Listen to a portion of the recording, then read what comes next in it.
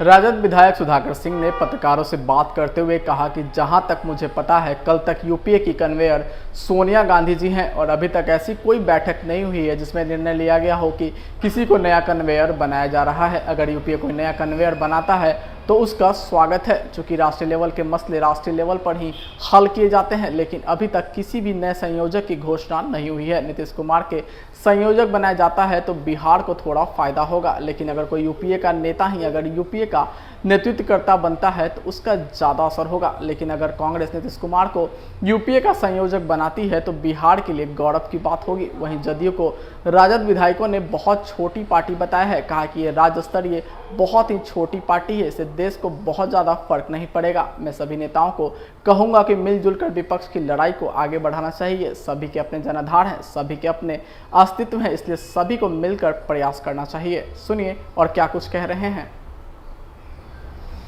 लालू प्रसाद यादव को लेकर कि लैंड फॉर जॉब मामले में जिन्होंने गरीबों की जमीन अपने नाम कर ली है, तो आपको लगता है कि प्रधानमंत्री बिहार को लेकर काफी सीरियस नजर आ रहा है? अब प्रधानमंत्री मोदी जी पर तो चार्ज है कि वो अडानी और अंबानी के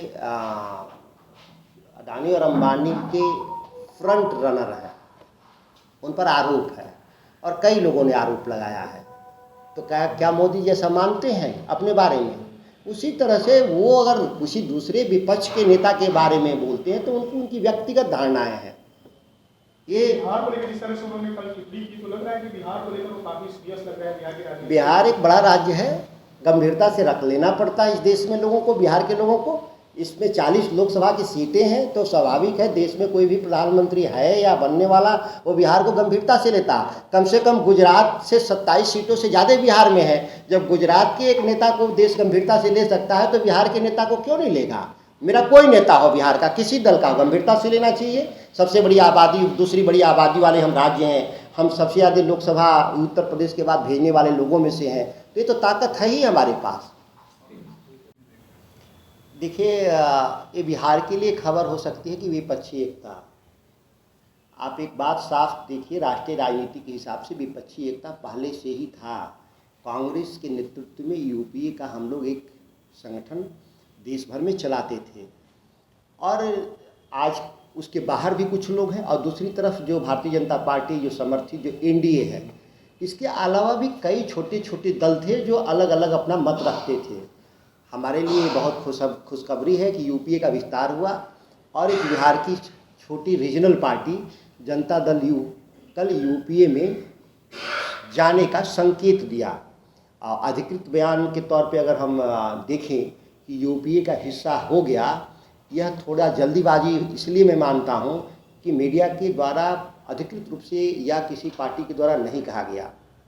लेकिन मुझे बहुत बधाई है नीतीश कुमार जी को कि कांग्रेस नेतृत्व वाली जो यूपीए है उसमें आपने कल समर्थन देने का वायदा किया, ये उनके लिए बधाई है।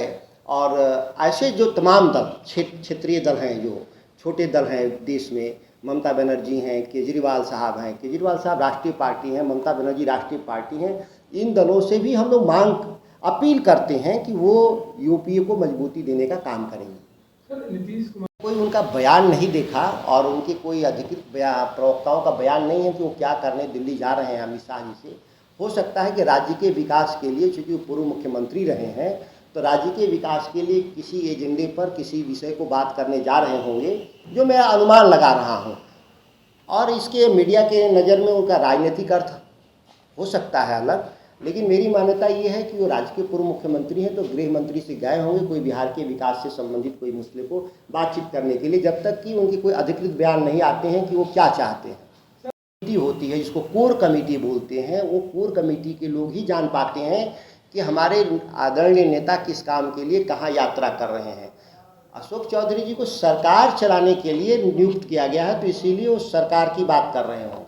सर, एक बात और, एक सवाल और है कि आपके पूरे टीवी चैनल से लेकर हर मीडिया हाउस, मैंने कहा कि अशोक चौधरी के बयान का संदर्भ खोजिएगा, तो संदर्भ में मैंने कहा कि वो कोर कमेटी के नीति निर्धारक बॉडी के सदस्य नहीं है, इसीलिए उनको यह जानकारी नहीं हो। मुझे भी पार्टी में बहुत सारी बातें जानकारी में नहीं होता है कि क्या हो रहा है, लेकिन हम जब अपना पक्ष रख रहे होते हैं तो एक राजनेता के तौर पे, एक बिहार के नागरिक के नाते, एक राजनीतिक कार्यकर्ता के नाते हम अपने पक्ष को रखते हैं। ठीक है, अशोक चौधरी ने उसी तरीके से अपने पक्ष को रखा है। मैं नहीं मानता कि पार्टी के वो जो कोर कमेटी है उसके वो सदस्य हैं, इसीलिए उनको जानकारी होगी या होनी चाहिए, ये कोई ज़रूरी नहीं। तो सर ये बताइए, जहाँ तक मैं कल तक देखा हूँ, वो यूपीए के जो कन्वीनर हैं सोनिया गांधी हैं अभी तक, और यूपीए की कोई बैठक अभी नहीं हुई है जिससे ये संकेत मिले कि कोई दूसरा कन्वीनर बनने जा रहा है। अगर यूपीए कोई कन्वीनर तय करता है नया, उसके लिए भी स्वागत है, क्योंकि राष्ट्रीय स्तर के मसले तो राष्ट्रीय स्तर पर ही सुलझाए जाएंगे। लेकिन जिन बातों की आप चर्चा कर रहे हैं, अभी तक यूपीए की अधिकृत बैठक नहीं हुई है और उसके द्वारा कोई अभी नए संयोजक की घोषणा नहीं हुई है। लेकिन लगता है कि नीतीश कुमार यदि यूपीए मजबूत होगा, बिहार जैसे राज्य में थोड़े बहुत असर बढ़ेंगे, स्वाभाविक है। जिस राज्य का नेता, क्योंकि रीजनल पार्टी राज्य स्तर की ही पार्टी होती है, किसी भी राज्य के विस्तार में उस संगठन का महत्वपूर्ण भूमिका होगा। तो ये एक ऐसा काल्पनिक सवाल है जिससे क्या फ़ायदा होगा और क्या नुकसान होगा।